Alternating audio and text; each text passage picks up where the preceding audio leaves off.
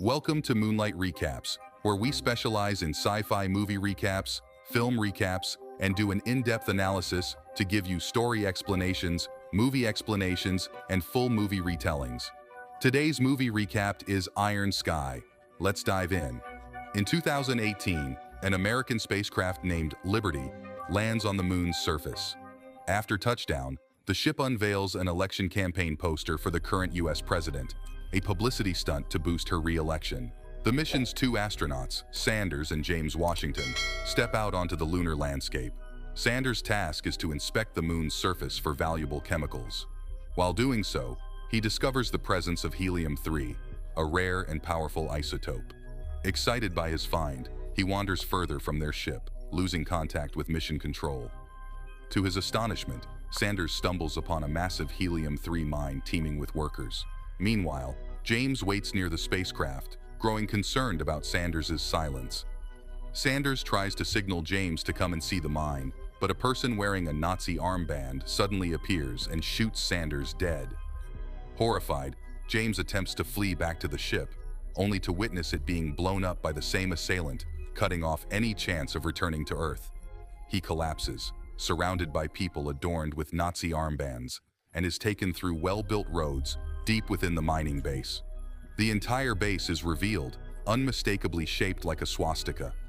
Elsewhere on the moon, a German teacher named Renate Richter instructs a group of schoolchildren. These kids, born on the moon, have never been to Earth. Renate teaches them English, emphasizing its importance for their eventual mission to return to Earth and aid humanity.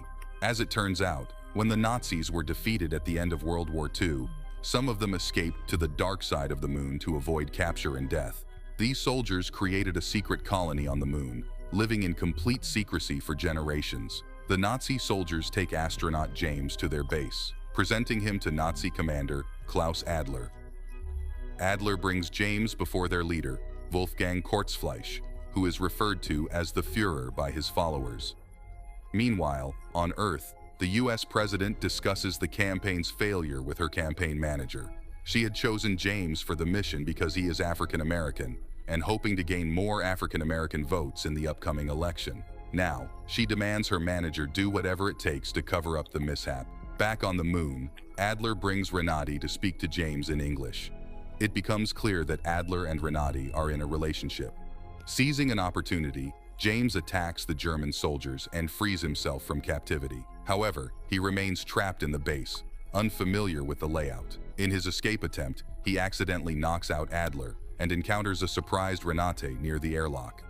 Panicking, James pulls a lever he believes will open the exit, but it triggers the airlock instead. Both he and Renate are pulled by the air pressure, but manage to close the airlock just in time. By then, Adler has caught up with them and is furious.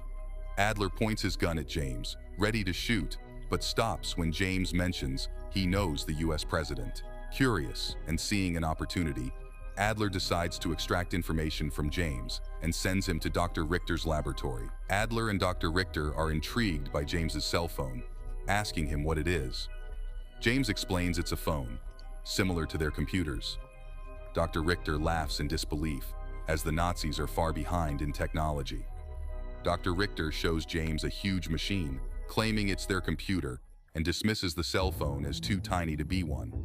Dr. Richter even suggests cutting open James's brain to inspect its size, but Adler insists on extracting information first. Back at the United Nations headquarters, an American UN representative explains the failed lunar mission. The US president's campaign manager, frustrated by the campaign's failure, scolds her employees for presenting terrible PR ideas.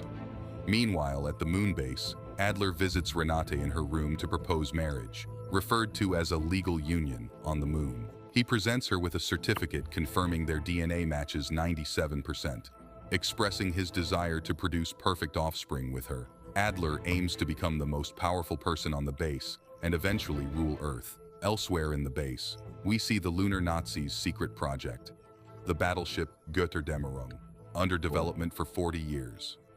It is Führer Wolfgang Kurzfleisch's dream to complete the battleship and use it to conquer Earth. Meanwhile, Dr. Richter finally realizes that James's cell phone has 1,000 times more computing power than all their computers combined. He connects the phone to the battleship and demonstrates its power to the Führer. Everyone is astonished and impressed when the small cell phone successfully starts the battleship, showcasing its immense potential. But soon, the battleship stops because the phone battery dies. Adler asks the Führer for permission to visit Earth and fetch more cell phones. He believes Earth will attack them someday, and they need the power of cell phones. The Führer is skeptical, claiming no one who went to Earth has ever returned, but Adler is adamant. Meanwhile, James is kept in a room with speakers blasting Nazi propaganda constantly. Renate sneaks in and introduces herself. She asks about his skin color since she has never met a dark-skinned person before. Renate reveals that Dr. Richter, her father, has been injecting James with a drug to make him look more Aryan. She advises James to pretend to be a Nazi, or he will be eliminated. Then, Adler gets ready to leave for Earth. Before he departs, Dr. Richter presents a now Aryanized James. His skin and hair have turned white because of the drugs, and he is now in a Nazi uniform. James, Adler, Renate, and a guard leave for Earth. Their spaceship lands on a farm in New York. The farm owner shoots one of the guards dead, making the others flee. Adler steals a vehicle and asks James to take him to the US president. With no way out, James takes them to the president's campaign manager, Vivian. Adler abducts Vivian and throws James out of the vehicle as he is no longer useful. Adler then demands Vivian tell him the whereabouts of the president. Renate realizes that Adler's mission is to attack Earth, which contradicts what they were told.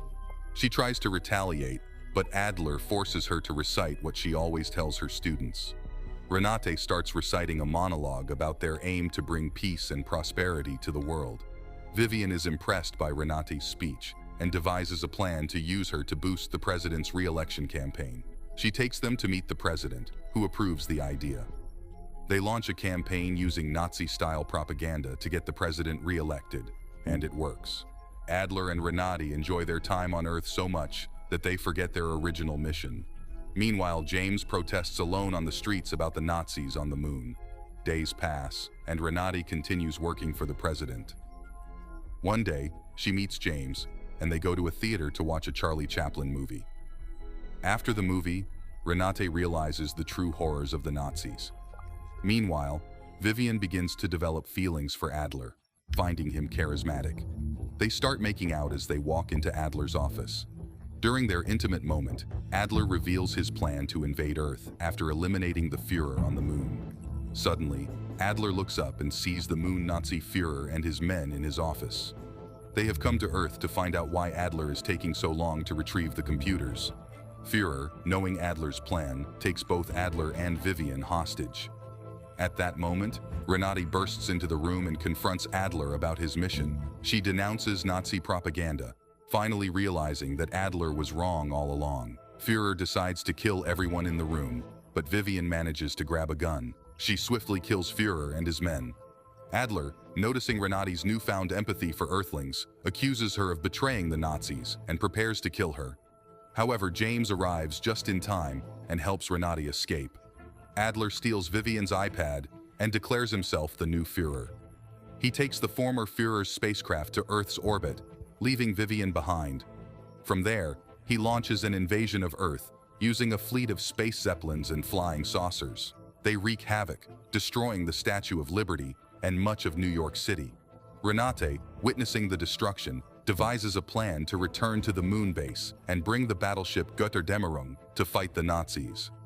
The United Nations convenes to discuss the attacks. The American president orders the Mars exploration spacecraft, the USS GWB, to engage the Nazi fleet. Vivian is appointed as the commander of the spacecraft. Despite their efforts, the USS GWB is overpowered, and they call for assistance from other nations. International spaceships join the battle to fend off the Nazi assault. Meanwhile, Adler returns to the moon after ordering his fleet to fight to the death. He brings Vivian's iPad to activate the battleship Götterdämmerung. After all the countries gather their military forces, they manage to destroy the Nazi spaceships. Then, their spacecraft head towards the moon base. Adler boards the battleship Götterdämmerung, preparing to fight the Space Coalition. Meanwhile, Renate and James sneak into the battleship as well. Renate goes to the bridge to find Adler while James searches for Dr. Richter. The human spacecraft arrive at the moon and launch an attack on the Nazi base. Adler panics as the moon begins to crumble and orders his men to start the helium-3 engines. The battleship takes off. Adler then commands the cannons to be fired, but Earth is on the other side of the moon, out of the firing line. To bring Earth into the line of fire, Adler bombs parts of the moon. Meanwhile, Renate plays the Nazi anthem, causing the Nazi officers to salute as she approaches Adler. James finally manages to disconnect Vivian's tablet, while Renate kills Adler by electrocuting him before he can fire at Earth. Renate and James narrowly escape as the battleship crashes into the moon.